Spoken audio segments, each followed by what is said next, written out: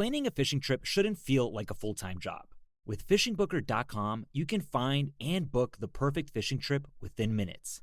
Fishingbooker.com connects you with trusted fishing captains around the world. Booking is fast, easy, and secure, with access to verified customer reviews, loyalty rewards, and around-the-clock customer support. Everything you need to book with confidence is in one place. So head to fishingbooker.com and start planning your next fishing adventure today. Planning a fishing trip shouldn't feel like a full-time job. With fishingbooker.com, you can find and book the perfect fishing trip within minutes. Fishingbooker.com connects you with trusted fishing captains around the world. Booking is fast, easy, and secure, with access to verified customer reviews, loyalty rewards, and around-the-clock customer support. Everything you need to book with confidence is in one place. So head to fishingbooker.com and start planning your next fishing adventure today. All right, everybody, welcome back to another episode of the Bowhunter Chronicles podcast, brought to you by Huntworth Gear. For all types of weather, all types of terrain, all types of budgets, it's clothing that just works. Check them out at huntworthgear.com. And right now, still in their clearance section over there on the website are some of my favorite pieces. Once again, that Harrison hoodie and the Elkins vest are just a couple staple pieces of what I use all through the fall. So get over there, check those out at huntworthgear.com. Over this past week, Jake and I were able to get out to the Fair Chase Film Festival over in Grand Rapids, and got to see some friends over there. Got to check out the videos, the films, and pretty cool. Some guests that had been on. Joe Griffin, got to see those hunts, those bear hunts, and then this year's bear hunts as well. But in those videos, this year's bear hunt, as well as the Latitude, they had their swamp buck video. They were using that Praxis pack in both of those videos, and it was great to be able to see that in action when they were using it both this year and last year. So be on the lookout. That stuff is going to be coming out here very soon. Like I said, at TAC, we were able to check some of that stuff out. They were shooting the final bits of kind of like media for that stuff. And I have seen some of the sticks have went out to some people for some reviews and things like that. I don't have any, but I have seen some shipping orders. So hopefully we'll be able to get our hands on some of those new sticks, try them out, and tell you what we think of them. But all that stuff is coming very, very soon from Latitude, so keep your eyes open from those guys. And really looking forward to that. You can use code BHC for 15% over there. And then just getting to get out and put some of our Yellowstone cameras out. I believe Nate's got some of those out. I just got mine. Going to put some out tomorrow. Pretty excited about that. And right now, Yellowstone has just launched an unlimited plan. So now through the month of September, if you activate one of the Y2 cameras on the unlimited plan, it's free video. So you'll get free video on that unlimited plan. So pretty slick. Doesn't charge you any data. So pretty awesome there. And so you can go over to Yellowstone.ai and use code Chronicles to get one of those Y2 cameras and check it out. The video that comes off of those is super crisp, super clear. Like I said, I'm excited to get some of those out. I've got a couple of cameras out right now that I'm going to swap out for these Yellowstone cameras, and I've got some DH3. If you remember the videos last year, as soon as I put that DH3 out, I had those bucks in there, like just immediately. And I've got a bunch of bucks over there on a couple of different scrapes, so I'm expecting kind of like the same thing. So we should have some good like use case to be able to show you guys. So pretty excited about that. Go over, check them out at Yellowstone.ai. And this podcast, like I say it in the podcast, but long time coming. If you haven't checked out the Elvish Tac lights, maybe you've seen them at any of the tacs, or if you've seen, watched any of the Lancasters, if you've been to any of these 3D shoots, the sight lights that go on the side of the bow, it's kind of like this boxy looking thing. It's got this LED that screws in. It's kind of like a fiber optic deal, and they're amazing. Like, there's no other sight light, and I've tried a whole bunch of them, cheap ones, mid-price ones, and really, I mean, you could say that these are expensive, but we talked through it at TAC because I broke one of my other sight lights. They sent me one of these a long time ago. I used it, absolutely loved it, never, ever, ever charged it for like 2 years. Took it off my bow, and Frank took it over. And I was getting ready to order another one, and I was going to order one to give away. So I'm going to give one away here coming up in July. And so I reached out to Steve, and I was asking him some questions because they changed them a little bit. They used to come in like this big full kit, and now you have to know what sight housing you have, because I think they only come with one of the LEDs. And talked to him about coming on the podcast, and turns out like he used to work in a pro shop, just decided that he could make a better product, and here we are, almost a decade later, and they're working now on the version 2. But if you haven't checked out these lights, you certainly have to go to elvishtac.com. Look for them, reach out to them on Instagram, Facebook, whatever. Super awesome guys, fun podcast. I think you guys are going to enjoy it. But if you haven't checked out these lights, they are absolutely 100% legit, absolutely worth the money. If you don't have a sight light, or if you have one and you're just sick of it, and you're sick of batteries and all of the frustrations with sight lights and stuff like that, they've done just about everything to get rid of that. So certainly check them out. Listen to the podcast. Tell me what you think.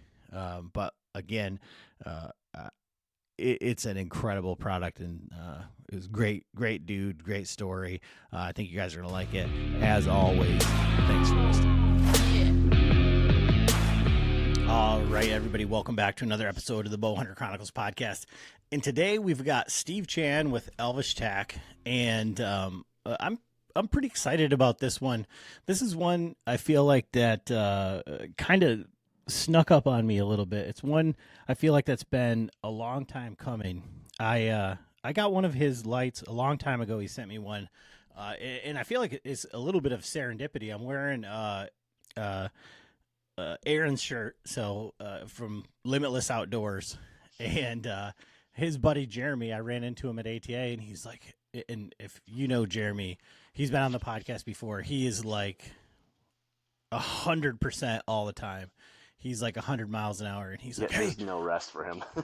And so he's like, "Hey, I'm here with ETAC. He couldn't be here, but I'm here, and if you got one of his sights, I'm just kind of like his hype man, and there's one of his lights, and yada yada yada." And I'm like, "No," and he's like, "Well, I'll make sure you get one." And so I got one of the lights, and it's been amazing. And then Frank took it, and I've been like chasing that for quite some time now. So we'll get into that. But if you haven't seen these lights, you cannot look at any like professional shoot. You can't look at any outdoor shoot, especially anything indoor, without seeing these sight lights.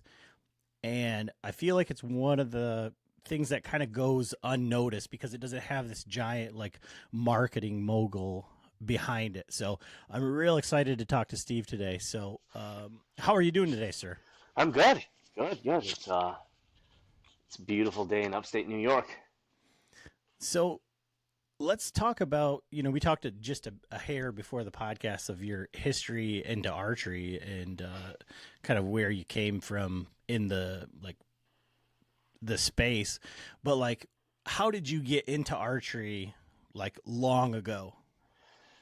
I'm not really sure. I don't really remember. I just kind of I always thought that bows and arrows were cool, and my actually my great aunt got me my first bow and arrow because she knew I liked it. I was making them out of bent sticks and weed whacker line, and then because it was durable and I could it was a little stretchy, and I didn't know anything about it. I was probably 8 or 10 or something like that.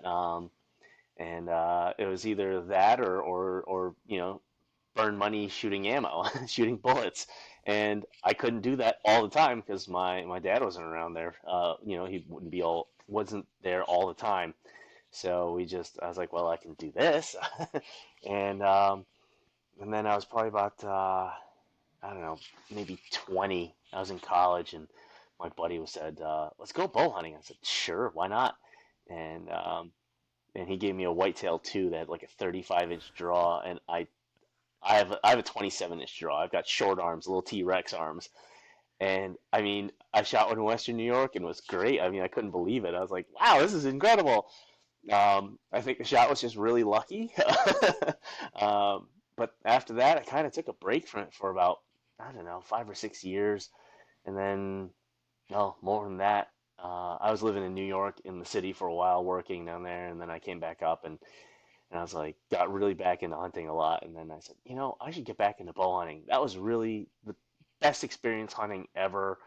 Um, just so much nicer than just shooting at something with a rifle. I'm not going to miss. It's hard to miss when you got a good rifle. And then I went to our pro shop that was owned by my friend who owns the gun store, and went in, looked at a bow, bought it right then and there. Spent, I don't know, $1,200 in 2009, 2010, and just dove right into it. Eventually, just started working for him and ended up managing his pro shop.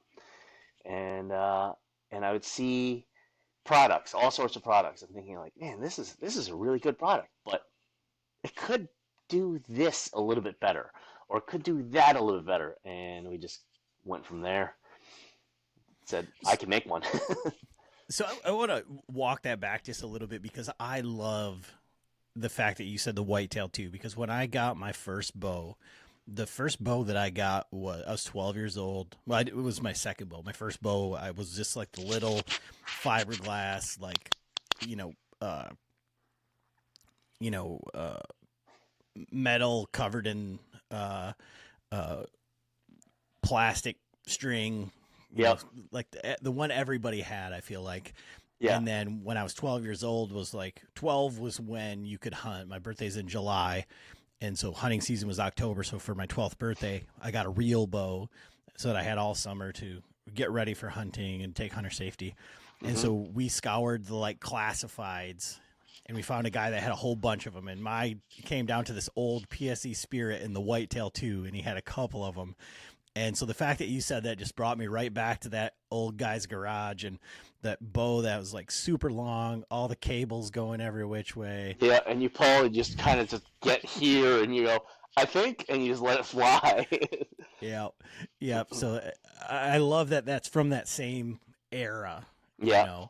And so like prior to that, like when you said you were working in the city and doing all that stuff, like, so what is your background like for like work or education or any of that stuff? So I went to Hobart College in Western New York. Got my bachelor's there in majored in chemistry and poli sci, and then went to UAlbany for a master's in public administration and a master's in history, and then used those degrees for 3 years working in New York for a consulting company, and realized I can't be in the city anymore. I was escaping every weekend to come back north and or go anywhere that was wooded. Um, and I said, I can't do it anymore. I don't want to be in the city. And I moved back up and started poking around at jobs, and now I have a restoration company doing damage mitigation, but that supplies me with the time that allows me to also work doing our Elvish Tac and archery stuff. But yeah, my background is not specifically in the archery industry. My partner, who couldn't be here tonight, I tried to drag him over for Elvish Tac. He actually has a physics PhD in physics in thermal physics, and I actually met him at the pro shop when we were both customers there, and we just started talking. He actually had made his own compound bow, and I was like, oh my God, like that's, I guess you can, why not? Like, I mean, compensate for angles and cams and whatnot. And he took parts of stuff and put it together and made his own riser and cut some limbs and did that stuff. And I was doing some weird things with the bows. Stuff actually isn't that weird. It was pretty common back, you know, 20 years ago. People shimming limbs and cutting limbs, putting cams on different bows. The late Donnie Graham, who was a champion shooter, he won Vegas in Bowhunter class back a long time ago. But they called him the professor because he would sit there and Hoyt would send him a riser and he would grind it and grind it and grind it, and they were magnesium, so he'd be covered in magnesium powder. And you go, nobody led a match, nobody. And I've known him for, wow, since I was probably like 5 or 6 years old, and he just kind of was like, I knew he did archery, but I didn't really pay attention to, what he was doing with archery. But yeah, he was kind of my mentor into the whole world of archery and messing with it. I've always been a very hands-on person. A desk job was never for me. And but Alex, my partner, he is all math. For him, he can't do other sports because he only has one eye, and so things that require depth perception aren't great. So he's out, shooting. You can, oh, it's 20 yards. This is my 20-yard pin, and you can use a rangefinder and know exactly how far things are. So he likes that, and he's not too big in the hunting. He's definitely likes being inside, and we clicked, and now we have this company together. We make the sight light, we make stabilizer weights. We're working on some stuff for fishing because I love fishing. I just like being outside. So it just grew and grew, and now we're two guys that make this light and getting pro staffers, and then they say, oh, bought your light. I had a question. Can I get some more of these things? And I go, wait, how do you know me? Like, I go to Lancaster, and people will be like, hey, you're Mr. Elvish Tac. I'm like, I have no idea who you are. It's pretty cool. It's really neat to see that and see the positive response in the community. We're not here out. We were never out to try and take business from anybody. We always were like, we're going to give another option. Some people need something else that we don't provide, but here's a product that we have that we feel. I want it to be more durable, water resistant, rechargeable battery, just things like that we just were like, we have to have these. We can't just. I refuse to have something I can just easily break. I'm big on good warranties, and so we live by that, and the company is built on that. Yeah, so I was curious at your background because when we get into like the site and the site build and all that stuff, when you get it, it's definitely like an engineering thing. Like, you get this package that has, like, it's overwhelming a bit. I'm going to tell you that. But Yeah.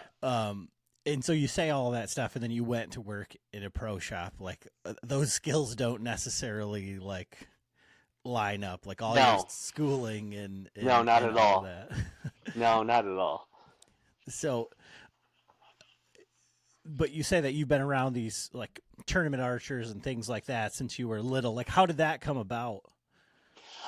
So my dad owns a restaurant, and they were customers, and they're regular weekly customers, and you see them, and they get to know you, and just when I got back into archery, I told Donnie Graham, like, hey man, this is I bought a bow, I bought a Hoyt, and he says, hey, great, I shoot for Hoyt. I'm like, holy crap, you actually are pro staff for them. He said, technically no, but the reality is yes, they send me bows. And I'm like, that's incredible. What do I do with this? And we literally went to his house, and he took the whole bow apart right away and said, we need to do these things to it. And I'm like, oh boy. Uh, and it just, I've always liked taking things apart and putting them back together, building things, making things. And so this literally just was like an extension of that.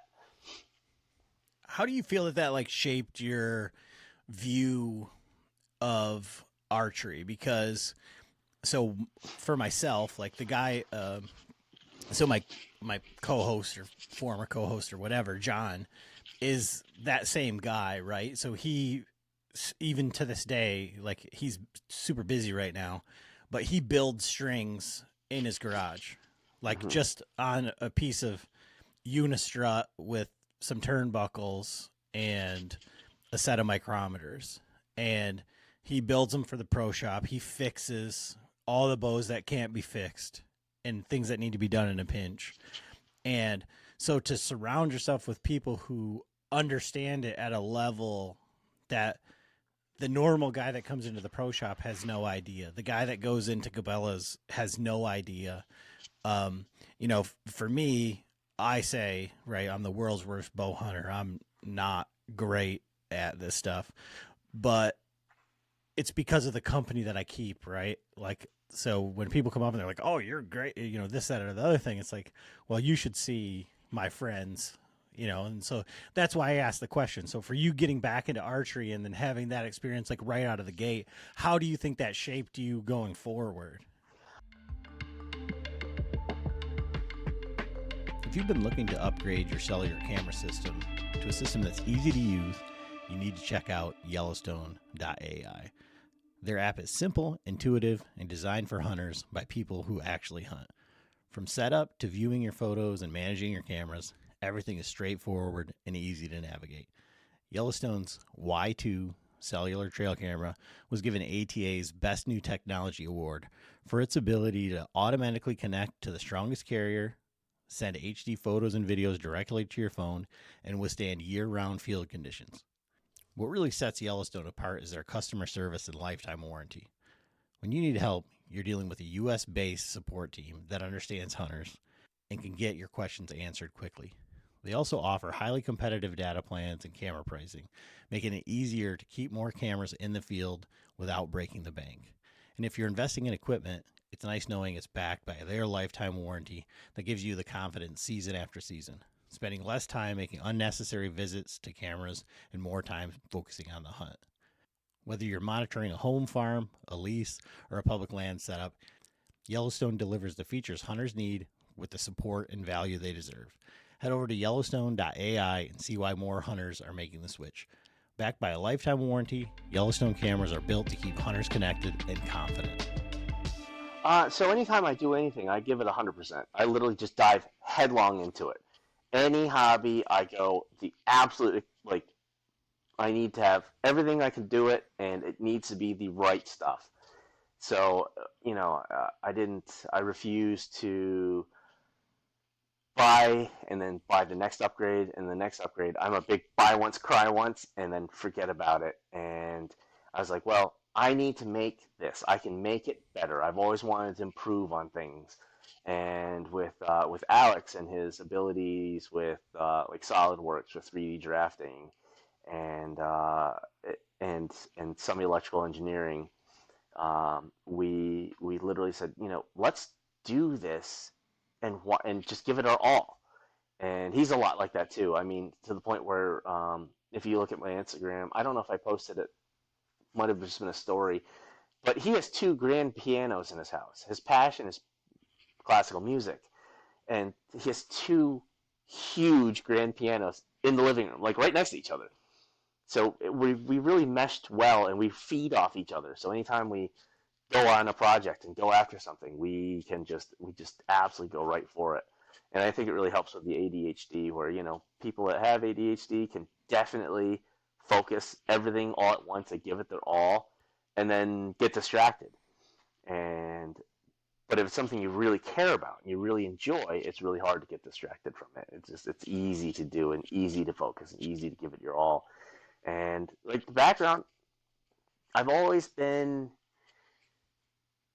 fortunate in that creating things and modifying things was never difficult. I always knew what I wanted, and I would be able to make things do what I wanted. And then with 3D printing, it's fantastic. I can prototype stuff right away. Draw it, prototype it, test it. Nope, going for Mark II, Mark III, Mark IV, versions, and just keep going in versions and developing it. Alex often overthinks things, and that's part of the reason why the kit is so complicated, because he likes to fiddle with lots of pieces. Our initial kit that we put together, it was probably double the amount of pieces in it. And I said, no, we can't do this. Like, it's got to be like easy enough that most people will want to put it together. Not that they have to put it together, but they want to. And we call it the erector set for bow hunters. But it's just like, I guess, it's just a passion for it. Passion for hunting and archery and wanting the best thing for it. And so that's where we really grew from. Yeah. So with that mentality, that buy once, cry once, how did that go over with like clients in the shop? If you're, because you're going to get a guy that comes in who only has this budget or has his mind made up that's not correct. Well, I would never say that a person didn't have the right, had a bad idea. No, I can't say that. No, they're definitely bad ideas. They're definitely bad ideas. Like, no, you don't want that. I tell you, it just breaks or something like that, and you just go, no, don't do that. But you just kind of, I always looked at it as if I was like treated every customer like they were my friend, and I wanted them to have what they needed or what I maybe thought they needed, and I would say, well, just give this a try. Don't even worry about it. I've got your setup already here, but give this a try. And oftentimes people would be like, man, can I do layaway? And you go, that's fine. Like, yes, you can. You really don't want that sight. That sight's, you want something micro adjust, a sight that's micro adjust, or a bow that shoots better. Some bows out there they've had hand shock, like jolting through your elbow, your wrist, your shoulder, and your neck. And you're like, you're never gonna like shooting it. Shoot this one and then shoot that one and tell me which one it is. I'm not even telling you the brand or the price or anything. And they're like, oh, I really like this one versus what I picked out. And it's just kind of like helping people do better and be able to do what they really want to do. You would see people like big bow hunters like Tom Hoffman, and he's got the triple the Grand Slam. I don't know how many times now. He owns Hoffman Car Wash, and that's in our area, in the Albany area, Capital Region. And he literally was like, one of the things he said to me one time, he's a friend of the owners, and he was like, you got to make sure that a person wants to do it, not just. This episode is brought to you by Fox One. Watch all 104 matches of the FIFA World Cup live in 4K for just $19.99 a month with 3 days free. Build your own multi-view, choose up to 3 streams, and follow player spotlights. Stay on top of every moment with live stats, highlights, and instant replays. The FIFA World Cup, streaming live on Fox One. Offers are subject to change. See fox.com for complete terms and conditions. Choice Hotels gets you more of what you value. Here's a little tune to help you remember. Same drive, different day. Don't you wish you were getting away? Pack your bags and come on through. Texas, Ohio, Alaska, we're up there too. Comfort Inn, it's calling your name. Save on the stay. Oh, and free waffles are yours to claim. Well, I hope you like my little song. Book direct at choicehotels.com. Is a fling with it. They want it. And if they want to do it, then it's really easy to get them to buy a better product. If a person came in that was like, nope, this is what I'm getting, this is my budget, I really do not have any more money. I'm like, then we do this. We'll get you out the door with this just to get you into the woods. Like, that's fine. As long as it's getting you into the woods, that's what matters. So when did this whole process start with making the light, saying you could make something better? So we had been working on it, and so I started with the LP light. Larry's an awesome dude. I like the light. I have 5 or 6 of them. I actually don't know how many I have. I had one on every single bow. And my trouble with them was that they're always not waterproof, and that was like 2015. And I'm like, man, I got to put a little Ziploc bag on this thing. And I was like, well, what if I coat the entire internals, take it apart, coat the entire internals with conformal coating, and which is it's like nail polish.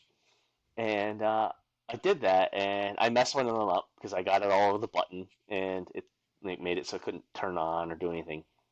And I was like, this is a good light, but I can make a better one. I always forget batteries, so everywhere I go, I have to have like batteries. Like they sit by the door, no matter what it is. Whether I'm going camping, I'll throw extra batteries for even the rechargeable lights that run on 18650s or whatever, or CR123 batteries. I'll put a pile of them by the door, so that's the first thing that goes out. They're not like next to my shoes. No, they're at the door. I'd forget my arms if they weren't attached, and you just kind of go, well, I can do this. I need something that's got better batteries, and I was talking to Alex. I'm like, what battery technology do we have that we can make thin? And he's like, well, we can use lithium polymer batteries. You shape them as little flat rectangles, and they're rechargeable, and they're very temperature stable. I was like, okay, let's make a sight light. And we literally just started spitballing. Went over to his house and just started writing down things that we wanted to see. And I'll give credit to Alex for 100% of the aesthetics. He is huge on symmetry. He likes, very shapely things. And I was like, well, we need to have this, and this aspect. And I said, how about, like some sort of auto on and off? It's like, what if we use an accelerometer for to make it so that it turns on and off? And he said, well, let's see what we can do. And we ended up finding a company that manufactures accelerometers, and we literally just pieced it together. We built a circuit board. It was like this big. It was this big old square. And I said, well, I mean, it works. So you shake it and it turns on. You're like, oh, that's cool. And then you let it sit. Like, let's program a chip so it tells it's a timer. When the accelerometer hasn't had any readings, it just turns off. And then it turns off. And then we like wiggle it and you're like, oh, it turned on again. How do we make this like this? And one of his friends, an electrical engineer, designing circuit boards, and was like, how do we put all this stuff together? He goes, just don't even bother with it, guys. Let me do that. And he just shrank the board, and we attached a small LiPo battery to it, and he said, well, this works. And that was 2016. We got our first 3D printer. Took us like a month and a half to assemble it, because we'd work on it a little bit and then get distracted doing something else, and then work on it a little bit more and then get distracted doing something else, and then we finally get it together and we're like, wow, we print this the little boat, the little benchy boat that they make. It's a little tugboat thing. And we get that and we're like, okay, so now what can we do? And we said, like, why don't we print this little box? And we printed a little rectangular box, and we got the circuit board in there, and we're like, I held it up to my bow and I'm like, this isn't this isn't going to work. It's too big. We need to make it smaller. So we called this buddy up, and buddy made it smaller. And then now we need to make it pretty. And Alex designed the housing for it. So now we're on Gen 2, which will be out later this year. It's not going to replace the other one. It's an additional model that we're going to offer. But it's just like, just kind of go and just spitball. Stay up really late. He's nocturnal, so for him it's normal. Like he got up like, I don't know, half an hour ago, and he'll be going to bed at 8 o'clock tomorrow morning, 10 o'clock tomorrow morning. And I mean, he only lives in town, so it's like, what are you doing, man? Trying to get stuff done. It's 8 o'clock and you're not up, but it's okay. It's fine. And so you get some made, or you get one made, mm-hmm. right? And then, like, you just bring once you get this thing done, and it's interesting now, like, to think about, because the things that you're talking about, like in the gun world, that's all of your red dots now, mm-hmm. right? Or your shake awakes. Yep. You know, and so how, you know, it seems like I want to get to like where technology has gone from then to now, because it has to have evolved dramatically.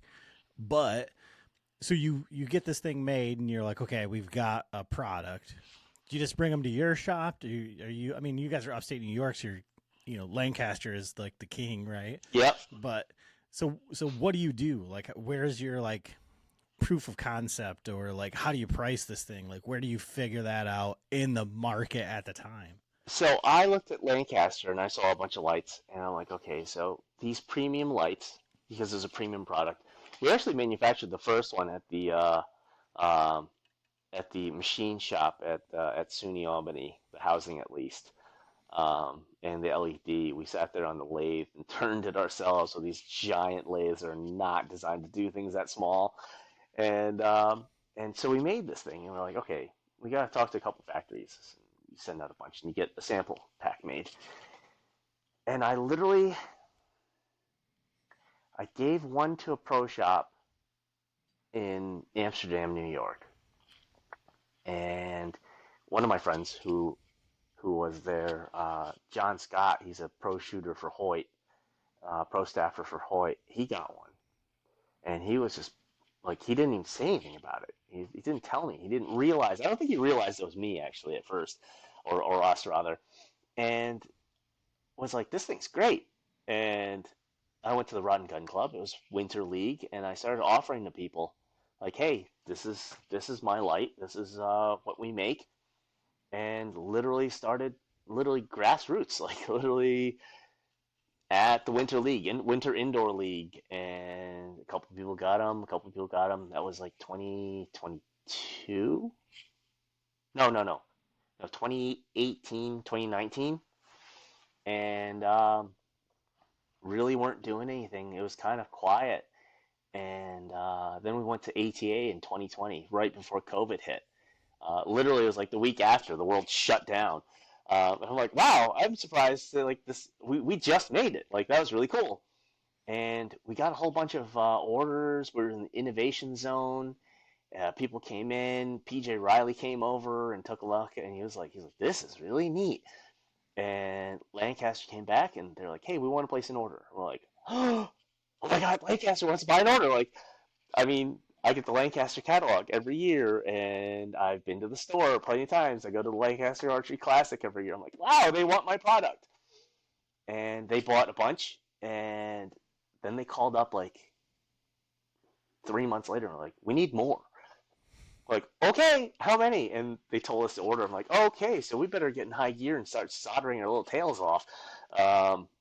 And literally just sat there and just staring at these little things, put reading glasses on because I can't see close anymore, or magnifying glass, and just solder, and put them together, and it just kind of exploded. And then shortly thereafter, John was at a tournament in California somewhere. I think Rushmore Rumble maybe, and he was talking to Heather Gore, and she was like, "This light's awesome," and she bought one. I don't know where. I think from Lancaster, and then Paige Pierce. At that time, I think Heather was still her sister-in-law or something like that. But she bought one for her mom for Christmas, and I had talked to Paige when I worked at the pro shop in like 2012, 13. She was like 18 years old or something, like 17 years old. I saw her in the Facebook, not Facebook, in the PSE catalog, and she was in a list of mutual friends. I'm like, huh. And so I messaged her. I'm like, do you realize this is so cool that you're in the catalog and you're here as a real person? And she's like, wow, I didn't even know I was in the catalog. Like, wow, that's really cool. And like, we'd talk once in a while about archery, and then really not too much. Randomly on and off. We both studied, and we got our she sold insurance for a while, as did I, life, accident, health insurance, and it kind of just trickle, and then suddenly just exploded after 2020 at the ATA, and I mean, got a couple media partners, and then in 2023 we went again to the ATA. We skipped 22. Yeah, 22 didn't happen. 23? I think it was 23. I can't remember. Jeremy went, and that's when the first time he just like went for us. So it just couldn't make it. I think I was sick or something like that. I had COVID really bad, and he went. And then the following year we went again, and like we had a real booth this time, not the innovation zone where it's like new products only. And we went pretty prepared. Jeremy came, and then we met like Hannah and Jeff Barron, and a bunch of people. Like by that time, I'd gone to Lancaster and met a lot of other pros, and offered them, hey, we're a tiny company. I can't pay you guys like when contingency checks, like some of these companies can, and just started feeding it out into the market, just slowly but surely, just kept pushing one way or another. Tried social media. I'm awful at it. I'm so bad at like Instagram. I have to set aside like 20 minutes every day because I don't even want to look at it. I don't want to look at it. I hate staring at my phone. I hate doing it. So I look at it and I'm like, I repost everybody that tags us. And, I like to think of all the people that use it as like almost like they're friends. I think of them as friends. Like we're all in this together. If you guys have problems, just let us know and we'll take care of it, because we want it to be better for everybody. We want to just improve archery for the experience itself, because I love it so much.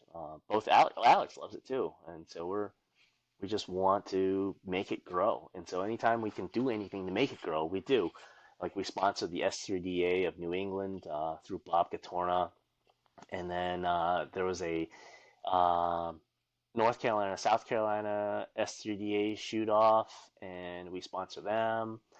We sponsored Lancaster last year and this year. We just want to improve archery, and by doing that, I think that's done more than just simply advertising.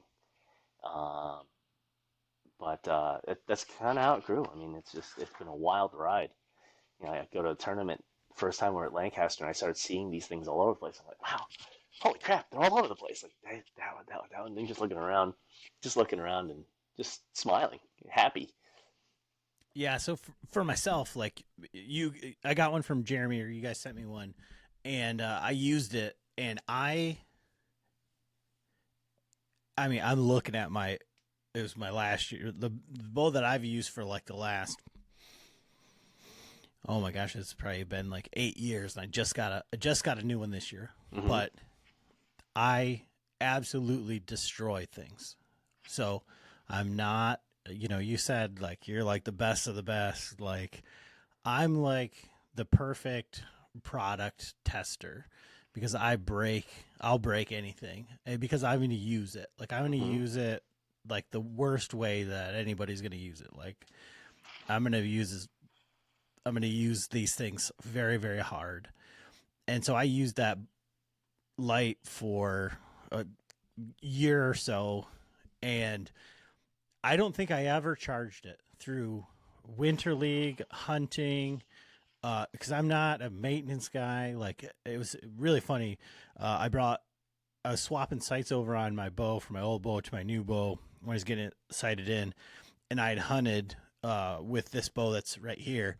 I brought it into the club, to our Bowman's Club, and I opened up my case, and probably like 2 cups of water came out of my case because there was a snowball still on my sight when I put it in my in the case. Like, that's just the way that it is. And so using your light was just, I mean, like I said, never charged it, just being able to adjust it on and off, as far as like the timing, as far as like how long you want it to stay on, how long you want it to turn off, the brightness, especially for indoor. So our club, I would imagine most clubs are, but our club is like completely white and like everything is washed out. So, the lighting, trying to get on target is crazy. And then I had to take it off for hunting. Is either Colorado or one of the states where you can't use artificial light. I took it off, and then my father-in-law was shooting indoor, and he's like, well, I needed light. So I put it on his bow, and he's like, I'm never giving this back. It's not coming back. And so I've had a couple of different sights since then, and I've got a different sight light, this sight light, that sight light, and I just hadn't got another one. And it was funny because it was at TAC this year, and I saw a whole bunch of those, the Elvish Tac, the E-Tac lights, and I'm like, I need to get another one of those. And I'm like, you're going back and forth, and you're like, the cost of like different archery equipment, and talking with my buddies, for the price of it, because you're like, oh, how much do I really want to spend on a light, but you look at the cost of like a UV scope, and then an $80 cartridge or a $60 cartridge just for the light. Even just the HHA light is like $40 to $60, whether you have the housing that it goes into. And for a product that, even like with, going through like some of your YouTube and stuff where you're driving over it with a car, just, for kind of like for novelty, but just for the point of it. But again, like for using it for more than a year with never charging it, like to your point about the batteries, like to me, that's like invaluable right there. So, I mean, it's just a very like superior product, and that's not lip service. That's why, like I said, this is like a long time coming, kind of like a full circle type deal. Yeah, we went into lights because, well, besides the fact that I knew that a better light could be made, that features that I wanted for it, was that, I mean, I've been in so many situations where I was out and the batteries in my light died, and I couldn't see my pin. Like, if you look at a black pin, your eyes, depending on who you are, will actually shift the location of the pin due to the change in the aperture from your peak to your sight housing and to the target. So if you look at something far away, so say 20 yards, and then you look at something at 55 yards, that pin will actually, like what your eye sees is actually going to shift. It's almost like a hologram effect that it moves, and it just changes. So now you can't make the shot, and you go, oh crap, I'm out here. I've got this anything in front of deer, bear, buck, whatever, and you want to shoot it, or you're at a tournament. I can't see a target. That could mean money. And even at that, like going hunting, it's money. It really is. It's still money. So it's almost like it was like, well, this is such a vital part of being able to make the shot. It's like, well, I'm just gonna go shoot bear bow then instead. Just grab a bow and an arrow and knock and just kind of pull it back, and even if it's compound, it's fine. Or shoot trad, which I love doing. I love trad hunting. It's just so easy. It's like pistol hunting. Click and just walk around unencumbered. My arms are free. I got a bottle of water, and that's it. You could do that, but we don't always want to do that. And if you don't have light, you might not make the shot at all, or might not be able to make it, or worse yet, shoot and horribly wound something that runs off and then gets taken, gets cleaned off by coyotes, ripped apart by coyotes that night or something like that, or just wounding it. I mean, I've always been I consider myself a very ethical hunter. I like to overgun everything. I like to just make sure that it's dead as fast as possible. I mean, if you shoot it and it runs off and you have to wait for 10 hours for it to die, adrenaline tastes bad. And so it's almost like, I mean, we get probably a call a week where somebody's like, I need another light, or I accidentally tripped on the USB and I ripped it out of the bow and I can't shoot my bow without a light.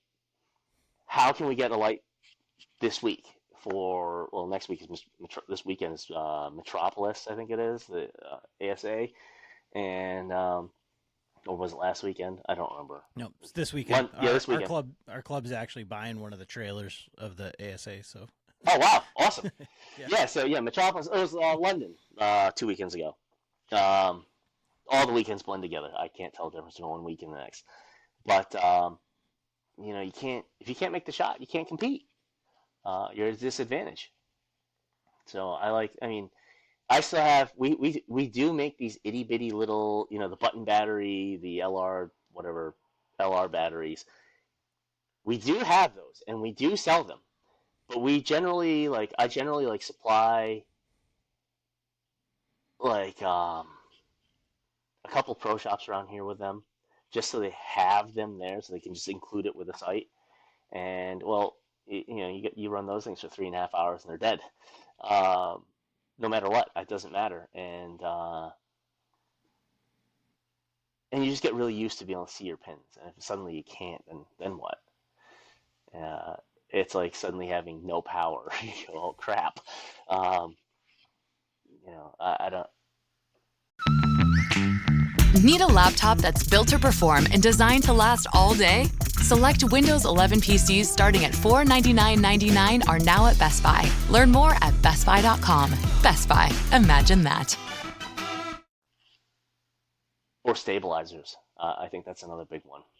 Yeah, you mentioned stabilizer weights, and that's something I didn't know you guys were dabbling in. So what's going on there? So we decided that we were going to make stabilizers, and we made some long bars, and we designed an internal weight dampening system that if you drop a carbon bar on the ground, it goes bong, bong, bong, bong, and echoes like hell, because it's all, it's rigid carbon. It reverberates. So we did an internal weight system that you could add weights on the inside without making the bar any longer than it was. And we still have them, but we don't like making them because it's just so time consuming. I mean, making a set of bars is like 2 hours of pretty labor intensive squaring, truing, using this weird little jig to insert the stabilizer system, the weight system inside the bar. But so we still make weights, and we make large diameter and small diameter weights. They're stainless steel weights, 1 ounce, 2 ounce, 4 ounce, 3 ounce, 3 ounce, 4 ounce, 6 ounce, and 8 ounce blocks.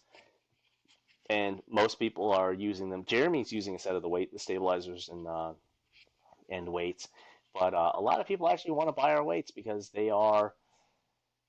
we include really long studs. So some people, they'll have 18 ounces out front and then like 35 out the back, but you can't connect all 35 ounces. And you're like, wow, you got like a 14-pound bow. Like, how's your shoulder feel?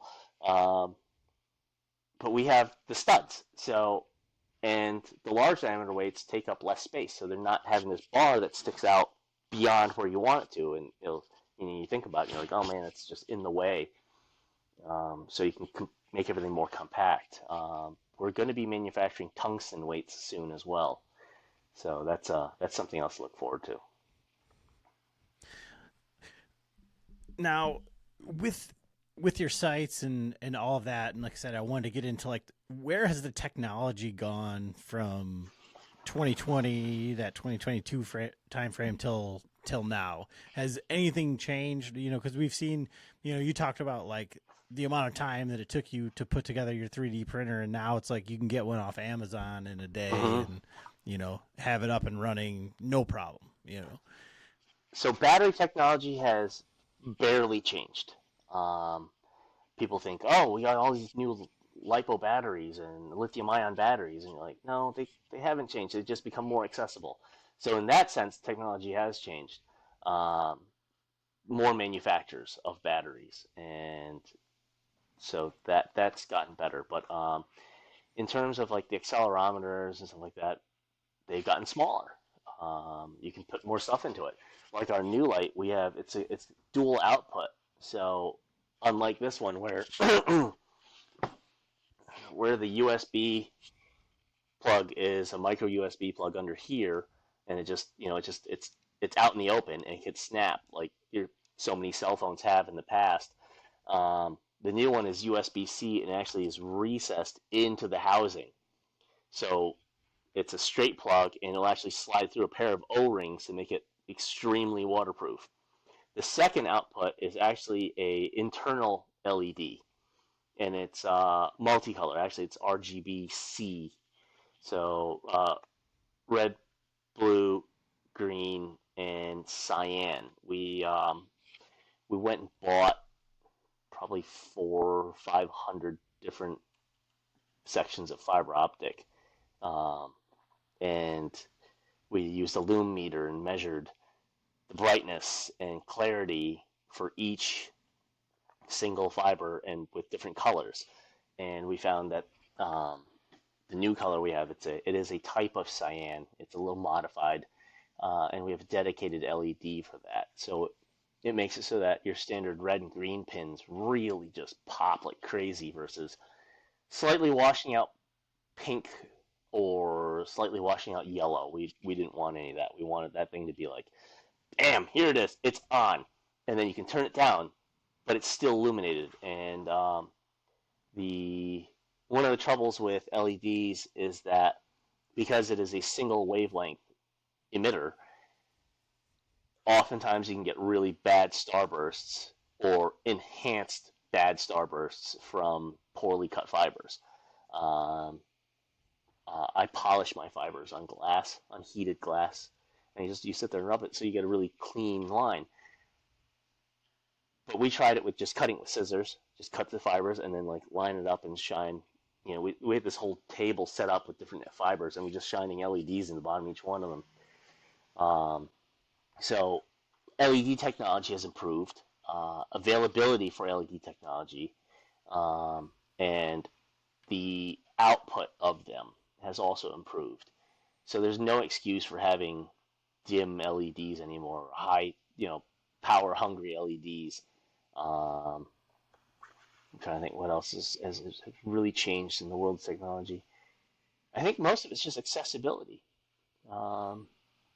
Accessibility. I mean, flashlights. You can see 4 years ago, flashlights, your average handheld flashlight maxed out at 500 lumen. Now, if you actually measure them, so actual 500 lumen or actual whatever, now you have regularly finding them that are actually measuring to 1,000 lumens or 800 lumen, or some even claim 2,000 lumen. That's gotten better. So the ability to produce light has gotten better. I mean, I carry an O light every day because I go in dark, horrible, tight little spaces all day long, and I need to look. And they've gotten smaller, more powerful, and brighter. And so with that, the new lights are able to have more durability because they're less power hungry. Power hungry things are never durable. Electricity running through it. High wattage light bulbs burned out faster than low wattage light bulbs. You run like old incandescent bulbs. A 30-watt bulb could literally last for 5 years, and meanwhile your 100-watt bulb burned out quick. So the new ones are going to be more durable. I'm trying to think what else has really gotten better. Ability to manufacture circuit boards faster. Manufacturing has gotten better. Even in the last 5 years, we see stuff coming out. We see stuff reproductions of stuff coming out of China that used to be like 5 years ago, you'd go, oh God, like, is that safe? You kind of question it. Now you're like, well, I mean, they are the premier manufacturer of stuff like drones, DJI drones. Nobody beats a DJI drone. Nobody. Nobody can touch it. Can't touch it. I do a lot of drone stuff too, and RC stuff. And I mean, the manufacturing quality that in the last 5 years of change from China has just really improved. We try to manufacture everything here. It's almost impossible to make it. It's not impossible to manufacture. It's just price prohibitive. We sent out, when we were manufacturing, we sent out the drawings to about 150 different companies across the country, and the prices they came back with were just like, I can't afford to buy this. I can't afford to buy your sample pack. If I can't do that, how am I supposed to, one, sell a product, and secondly, have somebody want to buy something that costs as much as a bow? Like, no way, that's crazy. But we're finding manufacturers here in the U.S. for more and more of it now. It's coming back, which is important. I really think it's really important to get it back here. So manufacturing practices have changed in technology, but trying to think what else. That's about it, really. So you brought up one thing that I think is important for the listener and for the consumer. So if somebody was like interested and they're like, okay, I want to go check these lights out, I want to get one, you go on your website, it can be a little bit overwhelming because there is all the stuff about all the LEDs and all the different things, and if you got this pin and that pin and that pin. So if somebody goes to your website and they're looking at one of your lights, like, where do they start? The best place to start is literally figure out what thread your scope housing has. Like, I shoot Spot Hog. I've shot them forever. For the same reason that you like to shoot, like that you like things. They're durable. You can wrench on them. You can beat on them. And Spot Hog uses 3/32, which is the most standard thread size. Shrewd uses a little 8/32 thread. So you just figure out what thread size it is. And after that, that's the only piece of information you really need to know besides the color of the LED. And I would say that 95% of people need a blue LED. And it's just that little housing is all that really matters. After that, all the kits are the same. They're identical. And actually, this one's actually getting sent out to you. It has both the 3/832, which is Excel and Spot Hog, and most standard sites have used that. Some of the newer sites, especially Target sites, use this little 8/32 thing. And the 8/32, the LED in here is less than half the size of the LED that's in this one. So the output is much lower, but oftentimes it's enough because you can actually feed the LED directly into it. A lot of it's just really wildly technical. There's no actual need for half of the technical information. It's just, if somebody is so interested, they could see it. But a really good way is find us on Facebook, send us a message there, send us a message on Instagram, reach out to our pro staffers. You'll see them tagging us and stuff. Our pro staff is, they're like family. They really are. I mean, we talk to each other pretty regularly. Our West Coast representative is actually Heather Gore now.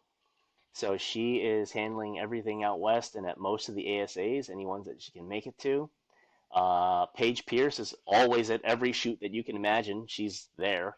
So if you need that, and then also, I mean, she's a big bow hunter. I actually spoke to her, and she said that she'd be happy to come on to a podcast, do a podcast. I mean, her multiple trips to Africa, and I mean, any free moment she gets, she hunts. But just reach out to us. Any questions at all? People just don't worry about all the techno garble. Just ask us a question. We'll get you set up.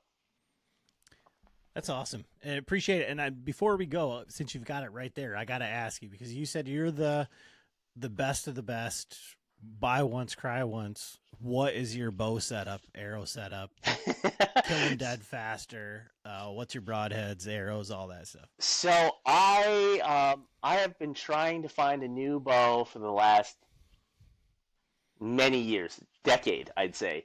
I am still shooting this Matthews MR5 Wow. because I have a very short draw. It is it pins out at 78 pounds. And I shoot gold tip Pro Hunter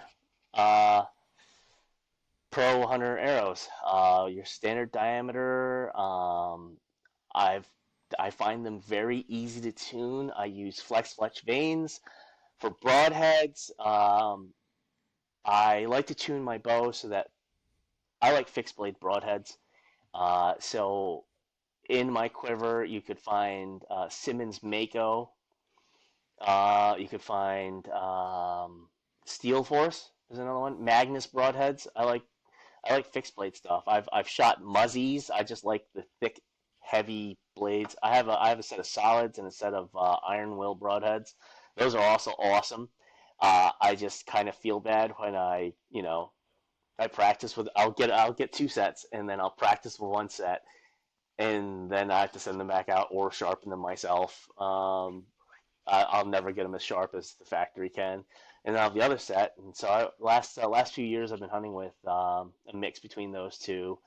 I've always liked Simmons broadheads because from recurve hunting I use Simmons interceptors. I mean, it's a spear. It's a very, very big spear with Alaska bow hunting supply, grizz sticks. I just shoot what works.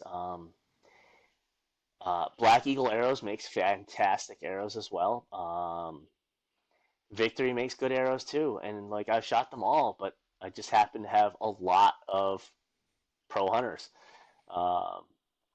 from Gold Tip, and they work. I feel like with your draw length, there's a crossbow bolt joke in there somewhere. Oh yeah. So if you look here, it's an MR5, so it's got a 5-inch brace height, but my rest is here, so my brace is really only like 3.5 inches. It's like shooting an overdraw, and I don't know. I like it. It seems to shoot all right, and it doesn't kill my shoulder. I have no cartilage in here. It's completely arthritic. It just grinds. I do this, it goes back and forth, and you go, that's kind of gross. And this is the only one that doesn't hurt my shoulder for some weird reason. Maybe because all the weight's right at the very end, like right here, and then you don't really have an option to let down because my arm's gonna go with the bow too.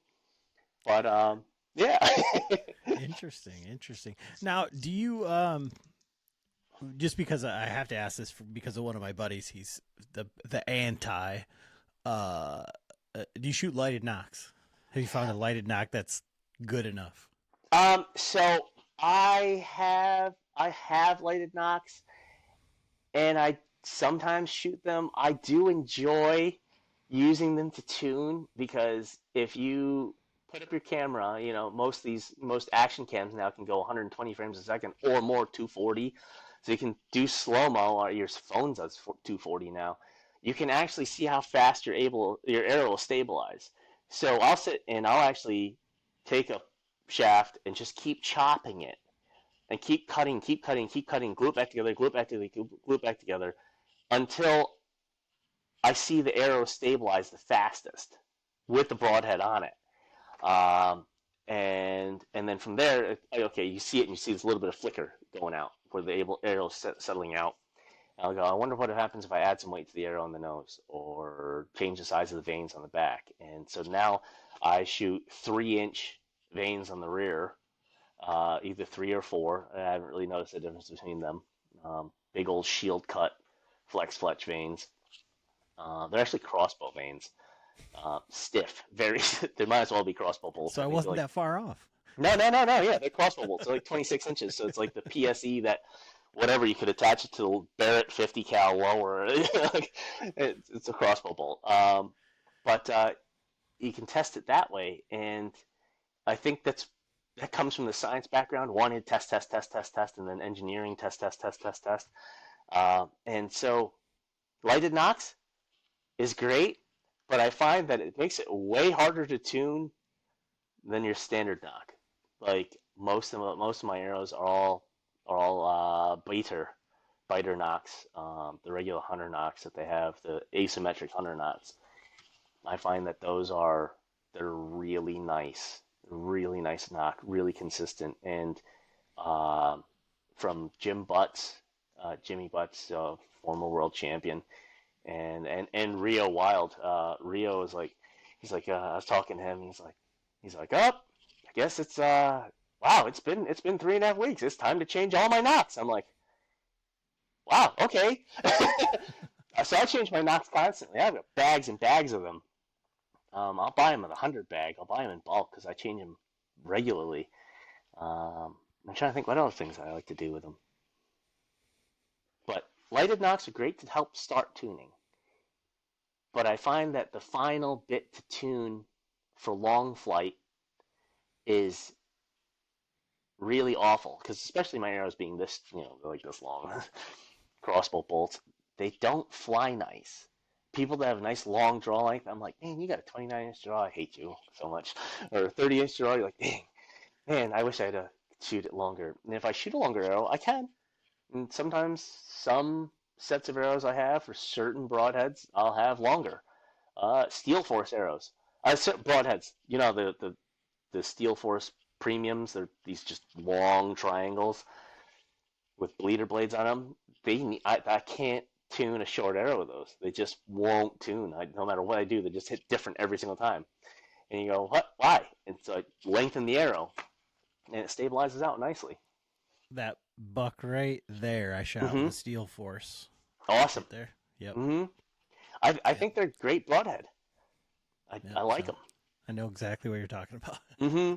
Yeah. When especially the saber-tooth ones, they were horrendous to tune if you didn't with a short arrow. I mean, everywhere. Yeah. Everywhere. 8-inch groups at 20 yards.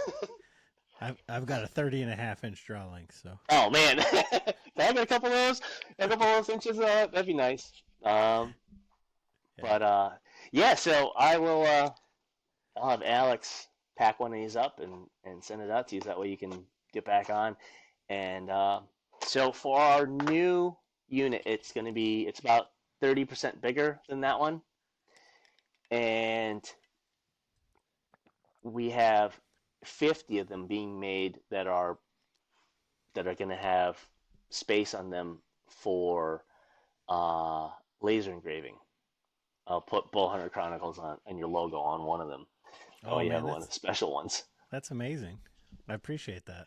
Absolutely, yeah. It's cool. Like, I just why not put the logo on it, or somebody's logo, or somebody's name?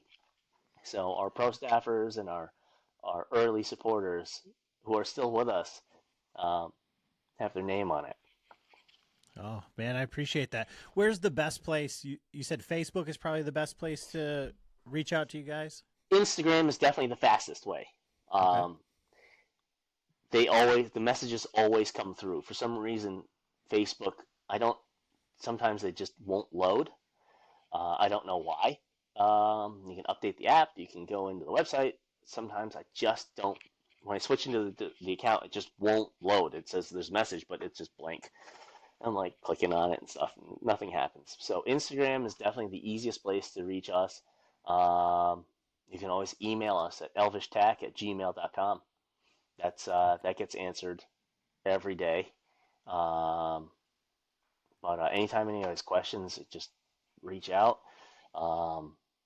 Warranty work, if anybody needs warranty, we have 1 year, no questions asked. Just provide us with dated receipt, a picture of it or something like that, or a screenshot of your purchase date. And after that, it's $20 to repair any part of it, because it just covers shipping. We actually still warranty the light. It's just to help with shipping, because shipping is actually $13 each way. So we cover 20 of it. We just need 20 of it covered. So we cover the rest of it and the repair. And we actually I just redid a battery for one of our very first lights that went out last week. And it's like silver. It's like polished, and it was not good for hunting. But now they're like these, the new color. I don't know if you saw one of the new color. The new color is actually, I don't know if you can really tell, but it's very dark gray and satin finish. But that's that one. So, but yeah, anytime anybody has questions, just let us know. Awesome. Well, I really appreciate it. Thanks for coming on, and we'll have to do this again once the V2 comes out, and we'll kind of go through that one. So we'll go through that one, and I'll get one in your hands, and then we can work at it at the same time, and play with it. Yeah. All right. Absolutely. Appreciate it, sir. Have a good night. Thank you. Yeah, me too. All right. Bye-bye.